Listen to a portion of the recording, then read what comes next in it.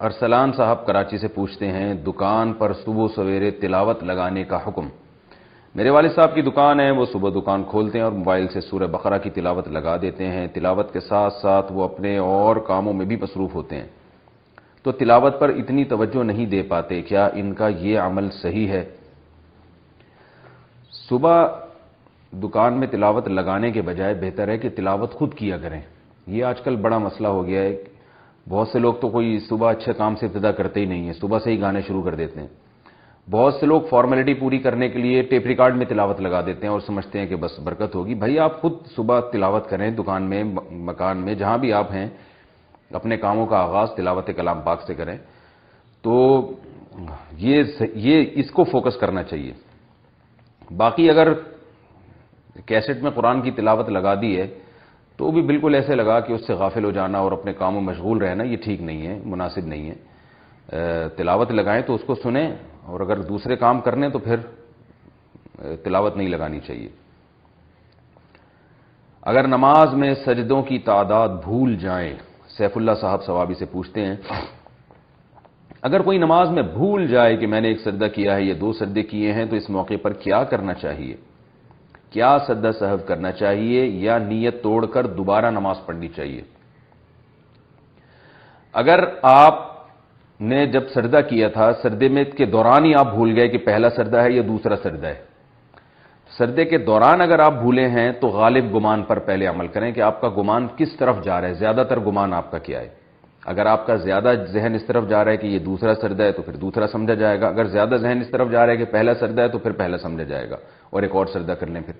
لیکن اگر بالکل درمیان میں ہی ہے، دونوں طرف برابر برابر خیال جا رہا ہے، تو پھر آپ اس کو پہلا سجدہ سمجھیں اور احتیاطاً ایک اور سجدہ کریں آپ، تو ہو سکتا ہے وہ دوسرا یا پھر تیسرا سجدہ ہو، تو اس کے لیے آپ احتیاطاً نماز کے آخر میں سجدہ سہو بھی کر لیں آپ، تاکہ اگر 2 سجدے ہوئے ہوں گے تو ویسے ہی نماز ہو گئی، اور اگر بالفرض 3 سجدے ہوئے ہوں گے تو یہ سجدہ سہو سے اس کی تلافی ہو جائے گی۔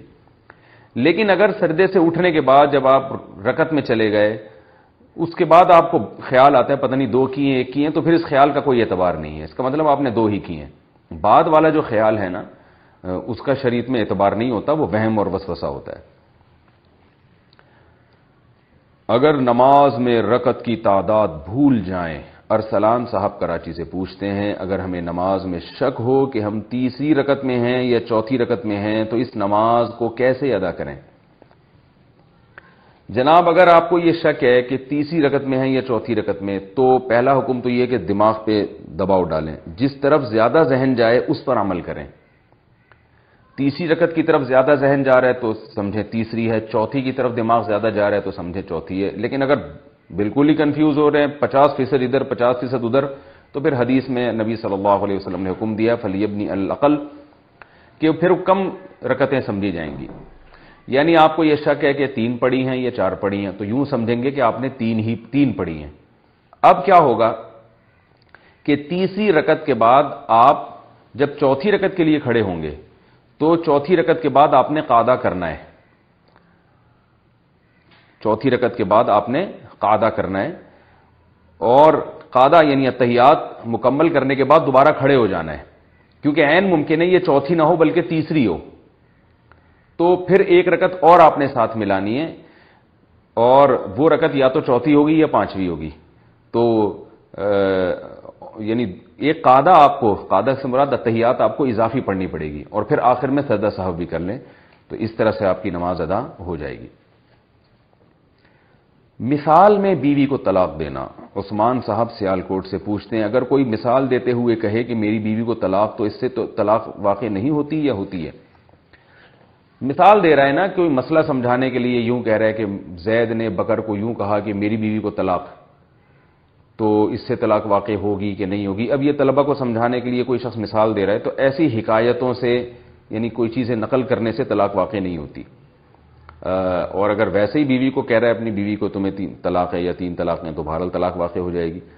لیکن اگر کوئی ایگزامپل دے رہا ہے، کسی کی مثال دے رہا ہے، اور مثال میں میری بیوی کا لفظ آ رہا ہے، تو وہ اس کی اپنی بیوی نہیں ہوتی بلکہ اس کی زوجہ کی بات کر رہا ہوتا ہے یا جس کی مثال دے رہا ہوتا ہے، تو ایسی صورت میں طلاق واقع نہیں ہوتی۔ کیا کسی کا دیا ہوا صدقہ اپنے بچوں کو دے سکتے ہیں؟ عبداللہ صاحب انڈیا سے پوچھتے ہیں، ایک شخص نے مجھے نفلی صدقہ دیا اور کہا کہ کسی مستحق کو دے دو، کیا یہ صدقہ میں اپنے بچے کو دے سکتا ہوں؟ وہ نوکری کرتا ہے مگر تنخواہ میں پورا گزارا نہیں ہوتا اور گھر کا سارا خرچہ بھی اس کے کندھوں پر ہے۔ اگر یہ بچہ آپ ہی کے ساتھ رہتا ہے نا آپ کے گھر میں، تو آپ اس کو صدقہ نہیں دے سکتے، کیونکہ جب کوئی کسی کو وکیل بناتا ہے صدقے کے لیے تو اس کے مراد ہوتی ہے کہ غیروں کو دینا ہے۔ غیروں سے میری مراد یہ ہے کہ اپنے آپ کو نہیں دے سکتے۔ تو اپنی اولاد کو، اپنی بیوی کو، اپنے باپ، اپنی ماں کو صدقہ دینا، یہ گویا اپنے ہی آپ کو دینے کے مترادف ہے۔ تو عرف میں، یہ عرف اس کا فیصلہ کرے گا، عرف میں لوگ اس کی اجازت نہیں دیتے کہ آپ کسی کو صدقہ پکڑائیں اور آپ اپنے ہی بچوں کو دینا شروع کر دیں۔ تو جس نے آپ کو صدقے کا وکیل بنایا نا، اس کو جب پتہ چلے گا وہ ناراض ہوگا کہ بھائی میں تمہیں دے رہا ہوں اور تم اپنے ہی بچوں پہ خرچ کر رہے ہو، اپنے ابا پہ خرچ کر رہے ہو۔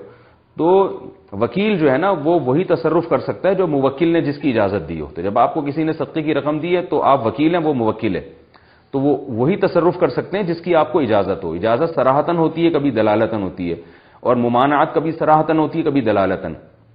تو یہاں واضح لفظوں میں تو اس نے منع نہیں کیا کہ اپنی اولاد کو مت دیں، لیکن عرف میں یہی ہوتا ہے کہ آپ اگر اپنے ہی بچوں پہ خرچ کرنا شروع کر دیں تو جس نے صدقہ دیا اس کو جب پتہ چلتا ہے تو غصہ ہوتا ہے کہ یار یہ کیا انہوں نے شروع کر دیا حساب کتاب۔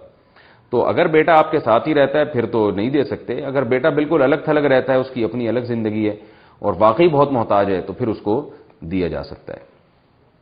اور بالغ بچے کی بات ہو رہی ہے، نابالغ کو تو کسی قیمت پہ نہیں دے سکتے۔ اسٹائلش داڑھی رکھنے کا حکم۔ میں نے سنا ہے کہ جب کوئی داڑھی پوری سٹائل بناتا ہے، واہ واہ، پوری سٹائل، فرنج کٹ وغیرہ کرتا ہے، تو اسے چاہیے کہ نکاح کی تجدید کرے اور ایمان کی بھی تجدید کرے۔ کیا یہ بات صحیح ہے؟ نئی تجدید نکاح کی بات تو درست نہیں ہے، داڑھی کی تجدید کرے، وہ داڑھی جیسی تھی ویسے اسی پوزیشن پہ لے کر آئے۔ فرنچ کٹ رکھنا اور فیشنیبل داڑھی رکھنا جائز نہیں ہے۔ رسول اللہ صلی اللہ علیہ وسلم نے صحیح حدیث میں حکم دیا، عفو اللحیٰ، یہ جو جتنے تھوڑی کے نیچے بال ہوتے ہیں اور لحیہ جبڑے پہ بال ہوتے ہیں اس کو بڑھاؤ۔ تو سب جگہ کے بالوں کو بڑھانے کا حکم ہے، کہیں سے بلیڈ لگا کے چھوٹے کر دینا، کہیں سے بڑے کر دینا، اس کی اجازت نہیں ہے۔ ریسٹورنٹ میں لوگ شراب پیتے ہوں تو جاب کا حکم۔ صدام بلوچ، میں ایک ریسٹورنٹ میں جاب کر رہا ہوں، وہ ریسٹورنٹ تو پیزا کا ہے لیکن لوگ وہاں شراب لا کر بھی پیتے ہیں، کیا ایسے ریسٹورنٹ میں جاب کرنا جائز ہوگا؟ اگر آپ صرف پیزا بنا کے لوگوں کو کھلا رہے ہیں تو جائز ہے، آپ کو انشاءاللہ گناہ نہیں ہوگا۔ شراب میں کسی قسم کی تعاون آپ نہ کریں۔ لوگ وہاں کے شراب پیتے ہیں تو یہ ان کا ہیڈک ہے، آپ کسی بھی طرح سے معاون مددگار نہ بنیں لوگوں کو شراب پلانے میں، تو آپ کی جاب جائز ہے۔ لیکن میرا مشورہ یہ ہے، بہتر یہ ہے کہ آپ ایسی جگہ چھوڑ دیں، کوئی ایسا ریسٹورنٹ میں جاب کریں جہاں شراب نہ ہو، بہتر ہے۔ عبد الغنی بہاولپور سے، آن لائن گرافکس اور ایڈیٹنگ کا حکم۔ میں آن لائن کام کرنا چاہ رہا ہوں، میرا ایڈیٹنگ اور ویب سائٹس بنانے کا کام ہوگا، کیا اس طرح کام کرنا جائز ہے اور اس کی آمدن حلال ہوگی یا نہیں؟ بھائی ایڈیٹنگ جائز چیز کی جائز ہے، ویب سائٹس جائز چیز کی ویب سائٹ بنانا بھی جائز ہے، تو اس میں کوئی گناہ نہیں ہے۔ ناجائز چیزوں کی ویب سائٹ بنانا وہ ناجائز ہے، تو یہ جائز ہے بذات خود یہ کام، بشرطے کہ اس میں خود سے کوئی گناہ نہ کریں آپ۔ قسطوں کے کاروبار کا حکم۔ محمد فرقان لکھنؤ سے پوچھتے ہیں قسطوں پر لین دین کرنا کیسا ہے؟ مثلا کوئی موبائل قسط پر لیا تو کیسا ہے؟ جائز ہے، شرط یہ ہے کہ اسی مجلس میں آپ نے قیمت طے کرنی ہے۔ مثلا دکاندار نے آپ سے کہا کہ یہ موبائل فار ایگزامپل یہ 50,000 کا کیش میں ہے، ایک مثال دے رہا ہوں میں، اور اگر آپ ادھار لینا چاہتے ہیں یہ 70,000 کا دوں گا میں، تو یہ جائز ہے، لیکن اسی ٹائم آپ طے کر لیں کہ 70,000 والی قیمت پہ لینا ہے یا 50,000 والی قیمت پہ لینا ہے۔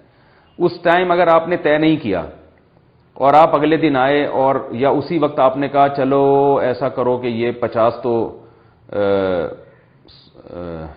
رکھو ابھی اور موبائل میں کل آ کے لے لوں گا، اگر میں کل پیسے لے آیا تو یہ موبائل دے دینا، ورنہ پھر میں موبائل تو پرسوں لے جاؤں گا اور پھر 20,000 اضافی تو میں بعد میں دے دوں گا، یہ کنفیوژن کے ساتھ جائز نہیں ہے۔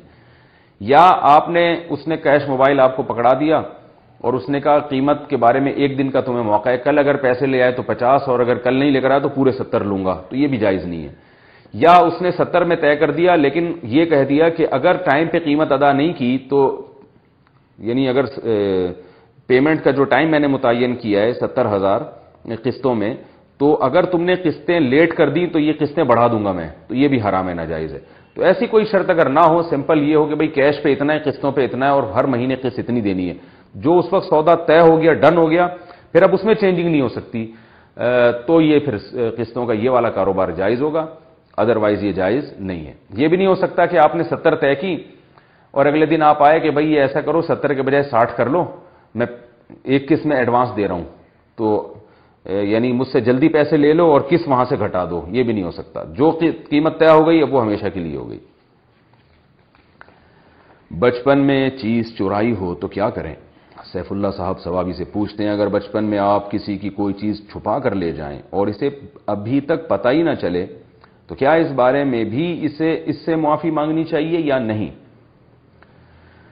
ہاں اس سے معافی مانگیں گے تو پکڑے جائیں گے بھائی، اللہ سے معافی مانگیں، اب اس کو نہ بتائیں، اب اس کے نقصان کی بس تلافی کریں، اور تلافی اس طرح سے کریں کہ جو چیز آپ نے چرائی تھی وہ چیز اگر موجود ہے ابھی تو وہی چیز کسی طرح ہدیہ یا گفٹ کے نام پہ اس کو دے دیں، اور اگر وہ چیز نہیں ہے تو اس کی قیمت آپ گفٹ کے نام پہ یا تحفے کے نام پہ اس کے پیسے لفافے میں ڈال کے محترم کو پکڑا دیں۔ تبشیر انصاری انڈیا سے، کیا جان بوجھ کر گناہ کرنے سے انسان کافر ہو جاتا ہے؟ میں نے ایک صاحب کے بیان میں سنا کہ اگر کوئی یہ سوچ کر گناہ کرے کہ اگر وہ گناہ کیا تو وہ کافر ہو جائے گا تو وہ سچ میں کافر ہو جاتا ہے، خواہ وہ گناہ کرے یا نہ کرے۔ اس بارے میں وضاحت فرما دیں۔ نیز کیا جان بوجھ کر گناہ کرنا کفر ہوتا ہے؟ نہیں بھائی، گناہ کرنا تو لوگ جان کے ہی کر رہے ہوتے ہیں، زیادہ تر دنیا میں جو گناہ ہو رہے ہیں وہ جان بوجھ کر ہی ہو رہے ہیں، تو اس سے کافر نہیں ہوتا۔ اور یہ کہنا کہ فلاں گناہ کرنے سے کافر ہو جائے گا، یہ جہالت کی بات ہے۔ گناہ کرنے سے انسان کافر نہیں ہوتا، ہاں کفر کے قریب ضرور پہنچ جاتا ہے، تو اس سے کافر نہیں ہوگا انسان۔ رہا یہ مسئلہ کہ ہاں اتنی بات ضرور ہے کہ گناہ کو حلال سمجھ کے کرنے سے کافر ہو جاتا ہے۔ بعض گناہ ایسے ہیں جس پر پوری امت کا اتفاق ہے کہ یہ حرام ہے، ان گناہوں کو حلال سمجھنا، یہ سمجھنا کہ یہ اس میں کوئی گناہ نہیں ہے اور وہ پھر کرنا شروع کر دے، جیسے بے پردگی ہے یا زنا ہے یا شراب ہے، اب یہ تو یا نماز قضا کرنا، یہ تو یعنی امت مسلمہ کے اجماعی مسائل ہیں، تو ایسے کسی مسئلے کو جائز سمجھنا شروع کر دینا اور جائز سمجھ کے کرنا، یہ حرام، یہ کفر ہے، ان سے انسان کافر ہو جاتا ہے۔ یا گناہ کو ہلکا سمجھ کے کرنا، یعنی مذاق اڑانا شریعت کا کہ اسلام نے یہ چیز حرام کر دی، اگرچہ حرام ہے مانتا ہوں اسلام میں، لیکن خام خامے کر دی، پتہ نہیں کیا وجہ ہے، ایسی لوگوں کو ٹینشن میں معاذ اللہ اسلام نے ڈالا ہوا، اس طرح کی باتیں جو لوگ کر کے گناہ کرتے ہیں تو وہ بھی کیونکہ شریعت کا انہوں نے مذاق اڑایا ہے تو وہ بھی اسلام سے خارج ہو جاتے ہیں۔ تو صرف گناہ کو کوئی گناہ سمجھے، ندامت ہو، پھر وہ گناہ کرے گا تو گناہگار ہوگا مگر کافر نہیں ہوگا۔ پھر قواریت بحث و مباحثے کے دوران کیا کریں؟ صدام بلوچ، ہمیں